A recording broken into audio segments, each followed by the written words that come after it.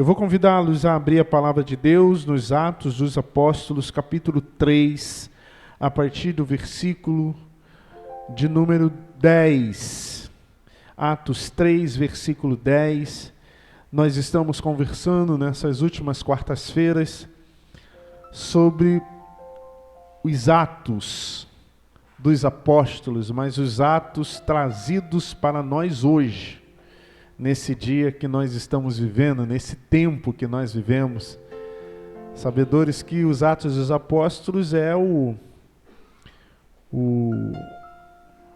apanhado de Deus que revela, que nos mostra a história da fundação da igreja cristã. Então, como nós vivemos um tempo agora passado, um tempo pascal, que falava da crucificação, da morte, da ressurreição do nosso Senhor Jesus, agora nós estamos conversando às quartas-feiras sobre os primeiros passos da igreja depois da cruz, depois da ascensão do nosso Senhor Jesus.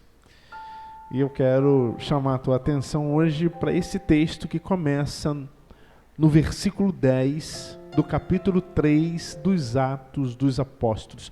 Eu não vou ler esses versículos, mas nós vamos discorrê-lo assim, conversar sobre eles ao longo da mensagem, até o versículo 26.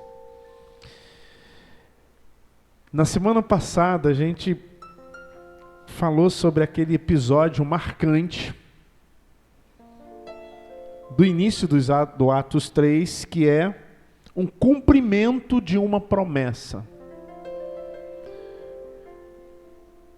ou a revelação clara de um relato, que diz que muitos sinais e prodígios eram feitos por intermédio dos apóstolos. Isso está no versículo 43 dos Atos 2.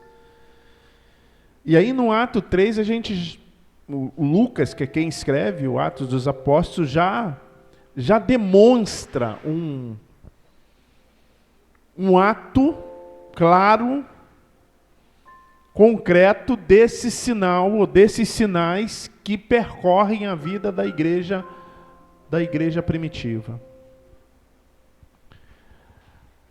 E esse episódio é um episódio muito conhecido de um homem coxo de nascença que ficava na porta da igreja pedindo esmola. E quando Pedro e João vão para uma das orações do dia, ele estende a mão, pede uma esmola, mas Pedro e João dizem: olha, a gente não tem dinheiro, mas é o que a gente tem, a gente te dá, em nome de Jesus de Nazaré, levanta. E ele sai pulando e entra no templo, faz uma festa. E o versículo 10, que é o versículo que termina essa história, diz que as pessoas que estavam lá no templo naquele dia reconheceram que aquele homem que andava, que pulava, que corria, era o mesmo que ficava na porta da igreja pedindo esmola. O texto diz, versículo 10, e reconheceram ser ele o mesmo que esmolava sentado à porta formosa do templo. E se encheram de admiração e assombro por isso que lhe acontecera. Aí no versículo 11, a Bíblia diz: apegando-se ele a Pedro e a João, todo o povo correu atônito junto para a porta do pórtico. Junto deles, no pórtico chamado Salomão, isto é, quando ele viu aquela multidão, o homem que fora curado ficou perto do João e do Pedro, afinal de contas, eram os grandes beneficiários dele, né? Ele não deu dinheiro para ele, mas deu o que ele mais precisava, que era voltar a andar. E a multidão, as pessoas que estavam lá na celebração, ficaram olhando para Pedro e para João admirados, assim, atônitos, perplexos. Porque vamos conversar, né?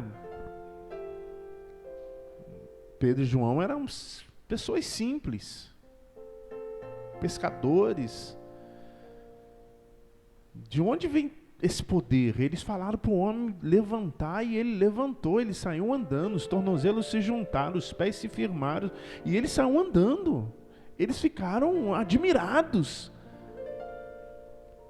com o poder, com o favor que estavam sobre a vida do Pedro e do João. Eles começaram quase que idolatrá-los.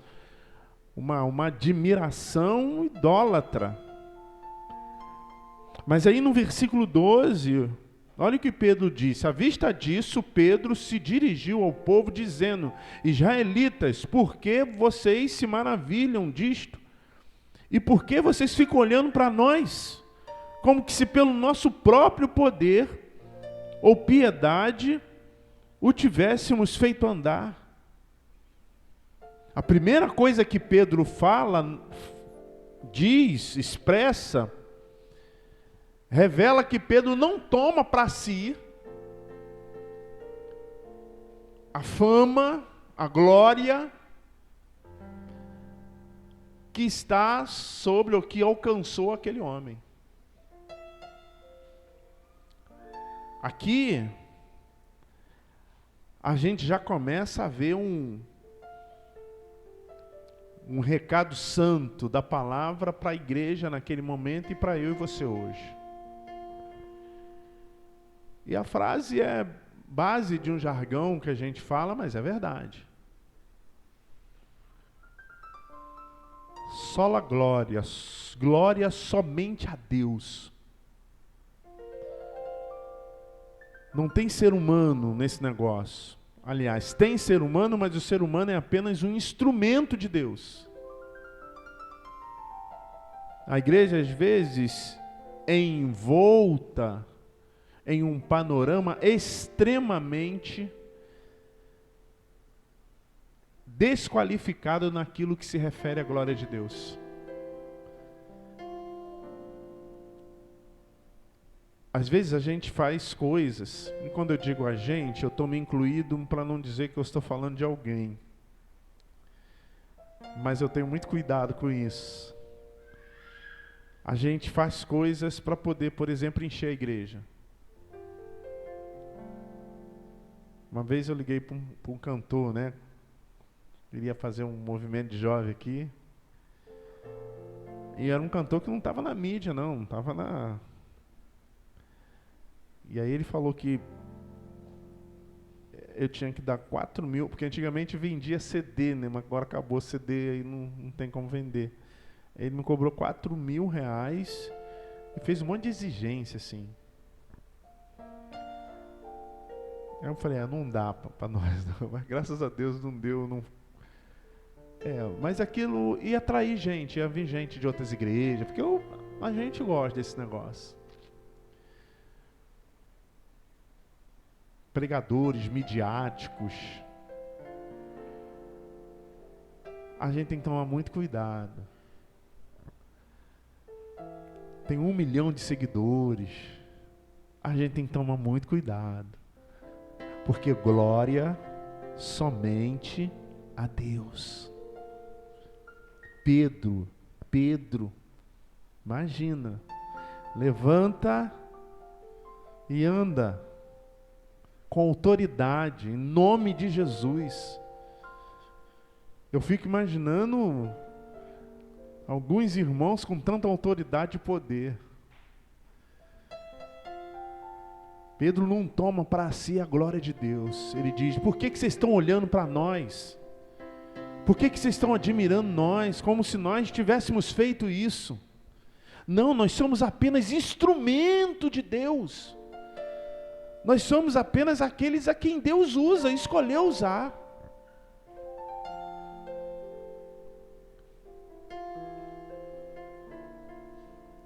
Um dos piores pecados dos seres humanos é o pecado do nosso inimigo na presença de Deus. É querer usurpar da glória que cabe somente ao Senhor da glória. Não, quando quando eu e você fazemos, trabalhamos, entregamos os nossos dízimos, isso é apenas um ato da misericórdia de Deus para conosco. Porque mesmo que nós entregássemos o nosso corpo para ser queimado em favor de muito, se distribuísse todos os nossos bens, ainda assim nada nós seríamos. Porque nós somos o que somos porque Deus assim o quis. E de tudo que nós somos, o melhor que somos é sermos servos, servas de Deus. Do versículo 13, a partir do versículo 13, o texto diz: o Deus de Abraão, isso é Pedro falando, de Isaac e de Jacó, o Deus de nossos pais, glorificou o seu servo Jesus, a quem vocês traíram e negaste perante Pilatos, quando este havia decidido soltá-lo. Versículo 14. Vós, porém, negaste o santo e o justo, e pedistes que vos concedessem de um homicida. De Sarte mataste o autor da vida, quem Deus ressuscitou dentre os mortos, do que nós somos testemunhas. Versículo 16. Pela fé, em nome de Jesus, é que esse mesmo nome fortaleceu este homem, que agora vedes e reconheceis. Sim, a fé que vem por meio de Jesus deu a este saúde perfeita na presença de todos vocês. Esses versículos reafirmam que a glória é de Deus.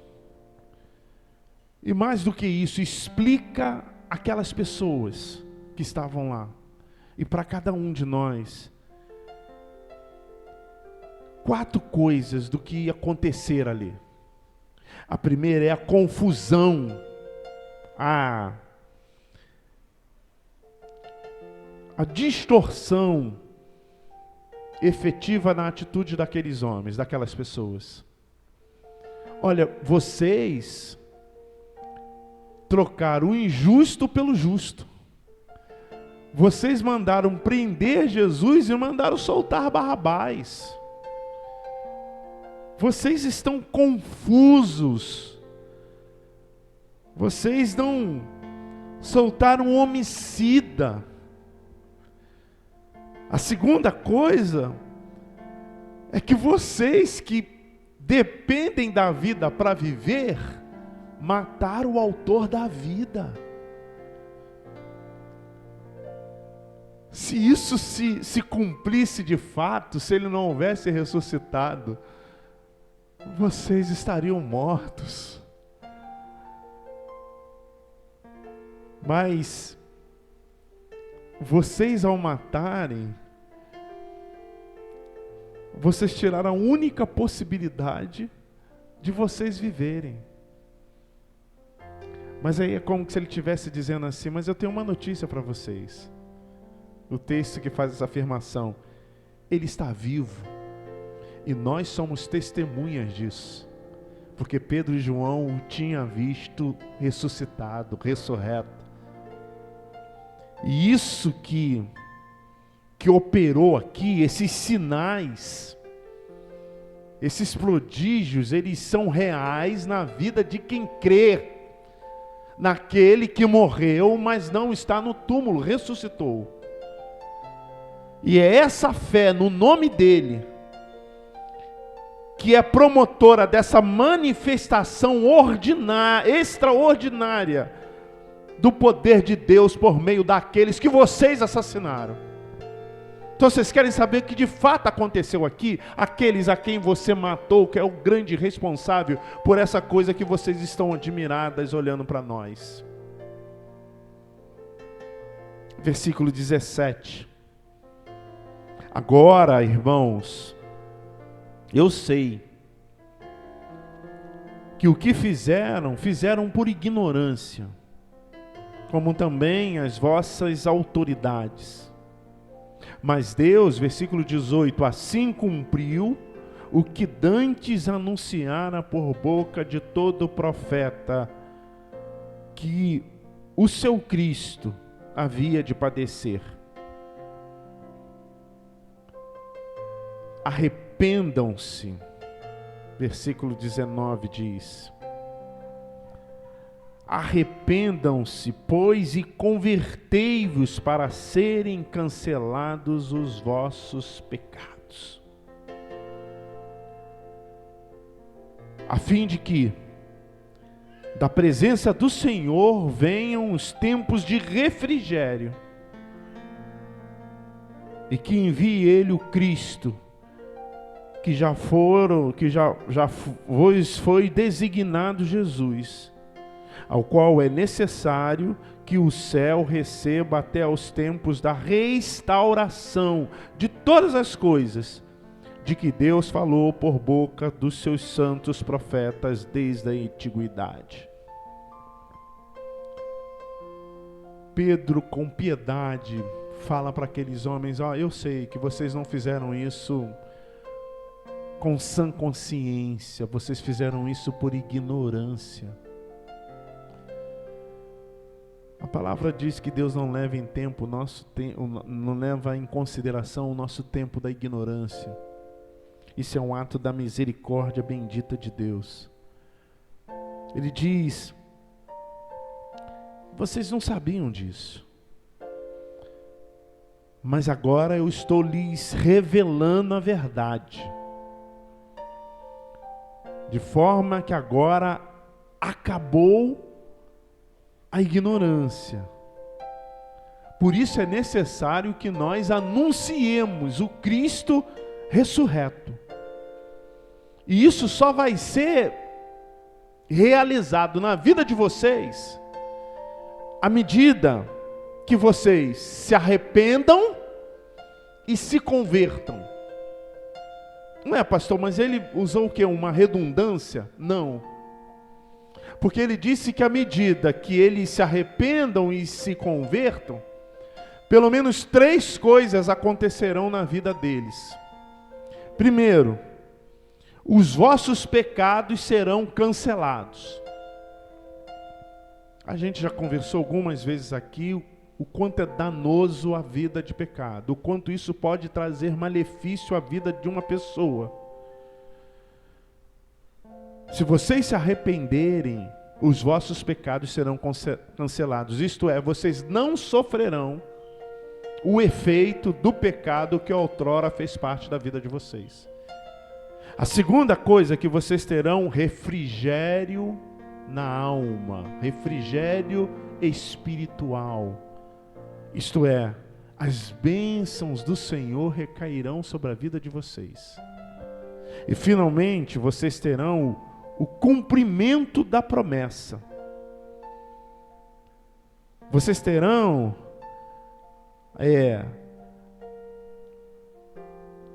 a ação de Deus bendita sobre a vida de vocês que havia sido prometida pelos profetas. Mas para isso vocês têm que se arrepender e se converter. Se arrepender é tomar ciência de quem nós somos. Se arrepender é olhar para dentro de nós e falar o quanto nós nos afastamos de Deus. Se arrepender é trazer na memória o quanto nós não somos necessitados de Deus. É como diz o salmista: nós somos pobres e pecadores, meus irmãos. Em nós mesmos nós não temos nada, em nós mesmos Deus não deveria nos dar absolutamente nada, porque o que nós fizemos foi virar as costas para Deus, foi se rebelar contra Deus, foi dizer: Deus, deixa que eu vivo a minha vida. Pedro está dizendo: vocês têm que se arrepender, e é isso que o Espírito está dizendo para cada um de nós nessa noite. Tomem consciência de que vocês precisam de Deus, precisam de Jesus Cristo para viver de fato, porque sem Ele vocês estão perdidos. E se convertam. Ou seja, não só tenham consciência, não fique só na teoria da consciência, mas vivam essa consciência na prática da caminhada de vocês. Vivam dignamente do motivo pelo qual vocês se tornaram filhos e filhas de Deus. Não é só saber que Jesus morreu na cruz, meus irmãos. Não é só ter consciência que Ele ressuscitou. É viver em conformidade com essa revelação que nos foi dada. É viver como verdadeiros servos e servas do Senhor. Como que tem gente que sabe como que Jesus morreu, que sabe contar a história da crucificação, que até tem consciência da sua ressurreição, mas vive de modo completamente diverso, diferente daquilo que professa.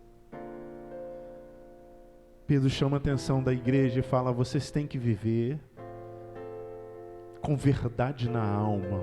Não é só saber que é viver fielmente por aquilo que vocês sabem que é viver a prática do Evangelho, é viver a essência da fé.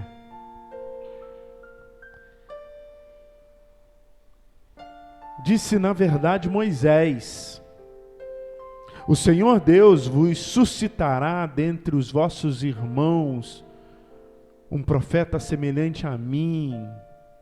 A ele ouvireis em tudo quanto vos disser. Versículo 23. Acontecerá que toda alma que não ouvir a esse profeta será exterminada no meio do povo. E todos os profetas, a começar com Samuel, assim como todos quanto depois falaram, também anunciaram estes dias. Aqui ele dá um relato profético desses acontecimentos. Ele fala que o tempo da restauração já havia sido anunciado desde a antiguidade, desde os profetas. Aqui ele revela que nós, ou que aquele momento, viveram um período do cumprimento das profecias. Não havia nada de surpreendente em tese. Vós sois os filhos, versículo 25, dos profetas, e da aliança que Deus estabeleceu com os vossos pais, dizendo a Abraão: na tua descendência serão abençoadas todas as nações da terra. Ele está dizendo que essas coisas aconteceram, Jesus morreu, foi crucificado, ressuscitou, por amor de nós. Porque Deus cumpre as suas promessas. Por isso que ele diz: quando você se arrepende, quando você se converte, essas promessas se cumprirão na sua vida. Não há nada de novo debaixo do céu, em cima da terra. Deus está controlando tudo. Pode até parecer que algo saiu do seu controle, mas não saiu. Está tudo predito. E finalmente, no versículo 26, ele diz: tendo Deus ressuscitado o seu servo, enviou primeiramente a vós outros para vos abençoar, no sentido de que cada um se aparte das suas perversidades. Diz: Cristo foi enviado para que vocês fiquem de bem com Deus novamente.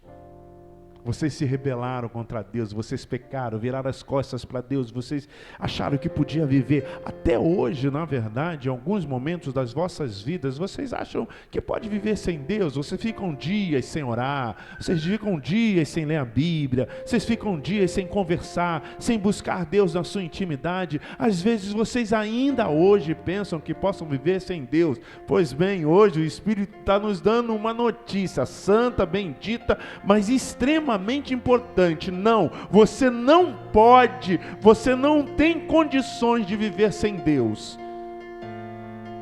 E pelo amor dele, por você, por nós, ele enviou o seu Filho para que nós pudéssemos realinhar, reformar a aliança que ele fez conosco. E para que isso estabeleça o cumprimento da promessa que ele fez para a igreja dele, para cada um de nós. O nome disso é reconciliação.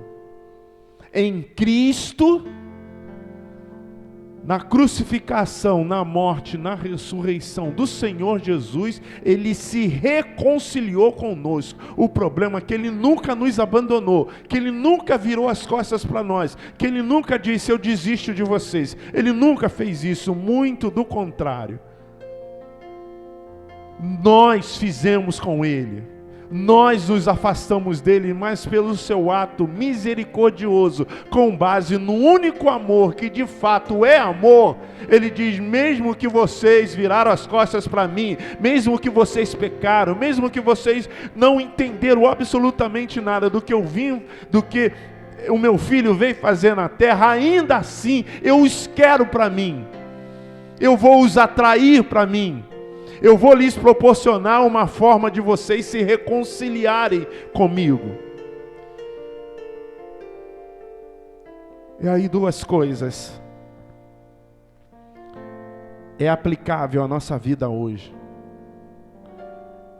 A primeira, que o plano de Deus sempre se cumprirá. Tudo isso que aconteceu estava dentro do planejamento eterno. Até a ignorância daqueles que crucificaram Jesus estava dentro do plano de Deus. A crucificação estava dentro do plano de Deus. A morte estava dentro do plano de Deus. Às vezes nós temos a sensação que Deus já não... Tanta coisa que acontece. Não. Tudo está na palma das suas mãos. A segunda coisa que eu quero voltar, para que isso fique gravado como mensagem central no seu coração. Porque a bênção da reconciliação se baseia no arrependimento e na conversão. Arrependam-se, tomem ciência de que nós necessitamos de Jesus para viver. Não ouse viver sem Deus. Você vai chorar, mais cedo ou mais tarde as lágrimas vão vir, mais lágrimas de dor. Mas não tenham só consciência disso, porque isso muita gente tem. Aliás, até o inimigo sabe que Deus é Deus. Vivam em acordo com a fé que nós professamos. Pedro e João falam para esse povo: olha, sabe por que vocês estão admirados? Porque vocês não conheceram, vocês não sabem quem Ele é. Mas você que está aqui nessa noite sabe quem Ele é. Ele é o Cristo que morreu e ressuscitou. Ele é o Cristo que faz coisas que são inexplicáveis. Mas é o único sentido da nossa existência. Eu quero te chamar para você viver esse Deus Todo-Poderoso e que é o Deus das vossas vidas.